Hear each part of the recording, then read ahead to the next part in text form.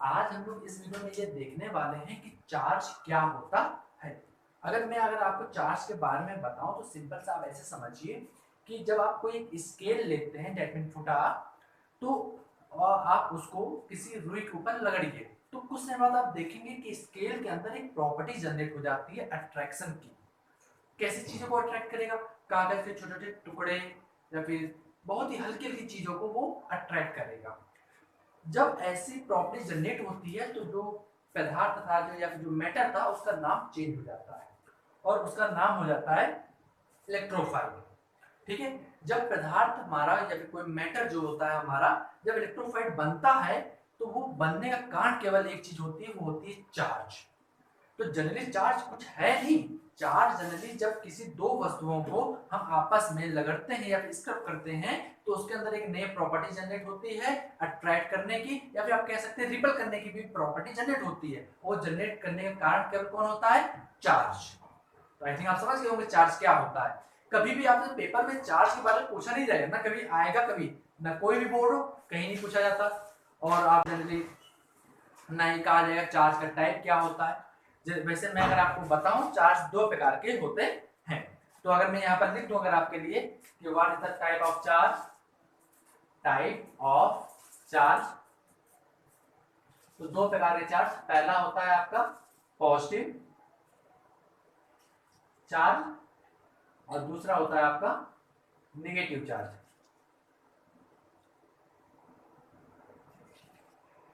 Positive charge को generally हम लोग लिखते हैं प्लस से और नेगेटिव चार्ज को माइनस से लिखा जाता है। और पॉजिटिव चार्ज के लिए हम लोग जनरली लेते हैं प्रोटॉन को और नेगेटिव चार्ज के लिए लेते हैं इलेक्ट्रॉन को। ठीक है। तो ये हमें दो प्रकार के चार्ज हो गए। अब हम लोगों ने टॉपिक अगर डाला था उसमें तो एक प्रॉपर्टी नाम का भी टॉपिक डाला था, चार्ज की प्रॉपर्टी। तो चलिए इस चार्ज की प्रॉपर्टी भी हम लोग लिख लेते हैं, property.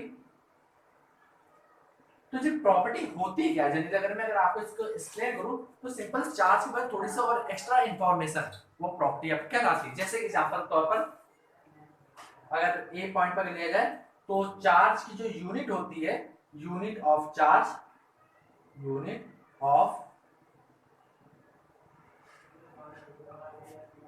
Charge is coulomb.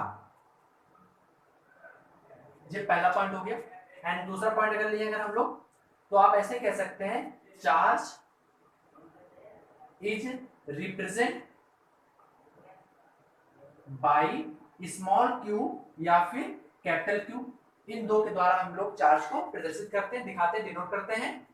And तीसरा पॉइंट अगर आप लें तो यहां पर आप ये कह सकते हैं कि like charges are repel each other and unlike charges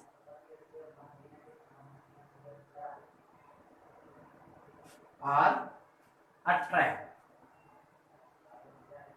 each other. तो ये हमारे तीन पॉइंट हो गए। तो आप देख सकते हैं जनरली इन तीन पॉइंट को जनरली कंसीडर किया जाता है और लिए जाते हैं। इसके अलावा यदि अगर और भी कोई अगर एक दो पॉइंट होंगे तो मैं आपको उसमें आगे बताता रहूंगा। एक पॉइंट जैसे मुझे और याद आ गया, अगर मैं यहां लिख दूं charge is a scalar quantity, charge is a scalar quantity. ठीक है। अब इन पॉइंट का मतलब क्या है, जैसे कि पहला पॉइंट है unit of charge is coulomb, मतलब जब भी कभी आप वो चार्ज का क्वेश्चन हल करेंगे और जब उसका आंसर निकल आएगा तो लास्ट में आप कूलम लिख देंगे। इसको रिप्रेजेंट करने के लिए आप स्मॉल की या कैपिटल क्यू का उपयोग करेंगे। और फिर लाइक चार्जेस, लाइक चार्जेस का मतलब क्या है, इसका इस पॉइंट में देखा जाए हम लोग तो आप ऐसे कह सकते हैं अगर दो प्लस चार्जेस अगर आप लेते हैं तो वो हमेशा एक दूसरे से दूर जाएंगे, ये इधर की तरफ जाएगा, ये इधर की तरफ जाएगा। अगर अनलाइक चार्जेस लेंगे, एक माइनस लिया और एक प्लस लिया तो ये एक दूसरे को अट्रैक्ट करेंगे, ऐसे एक दूसरी तरफ आएंगे। एंड तीसरा अगर हम लोग ले एक माइनस नेगेटिव नेगेटिव तो ये भी दोनों एक दूसरे से दूर की तरफ भागेंगे। तो ये आपकी प्रॉपर्टी होगी तीसरा वाला पॉइंट। और चौथा वाले पॉइंट को हम लोग क्वेश्चन के माध्यम से समझेंगे कि क्या होता है। चलिए फिर देखते हैं क्वेश्चन।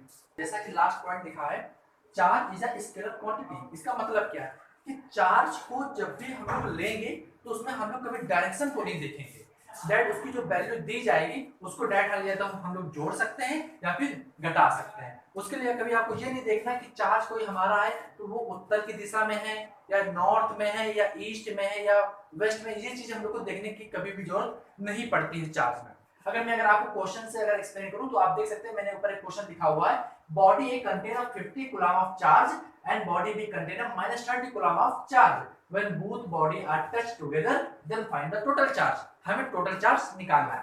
तो अब चलिए हम लोग इस क्वेश्चन को सॉल्व करते हैं और सॉल्व करते वक्त अगर हम लोग डायग्राम बनाए तो आपको आसानी से समझ में आएगा। जैसे मान लीजिए कि एक बॉडी हमारी ए जे रही और इसके पास चार्ज है प्लस का 50 कूलम और हमारे पास एक बॉडी बी ये है जिसके पास चार्ज है माइनस का 30 कूलम और इन दोनों बॉडी को हमने टच करा दिया और जब टच करा के हम इन बॉडी को रखेंगे तो टोटल चार्ज होगा उसकी वैल्यू कुछ बदल जाएगी। तो जो नया जो चार्ज आएगा वो नया चार्ज क्या होगा, तो हमने कह दिया इन दोनों जब टच करा के रखा तो नया चार्ज हमारा Q बना। वो Q क्या है उसको निकालते हैं। तो हमने कहा पहले हमें Q दिया गया है कितना, प्लस का 50 कूलम और Q2 हमें दिया गया है माइनस का 30 कूलम। तो Q की वैल्यू हमें निकालनी है। तो Q कैसे निकलेगा, तो आप देख सकते हैं यहाँ लिखा उसने खुद कहा है कि टोटल चार्ज बताइए। टोटल चार्ज मतलब क्या, इन दोनों को जोड़ दीजिए तो Q बराबर आ गया Q1 प्लस Q2।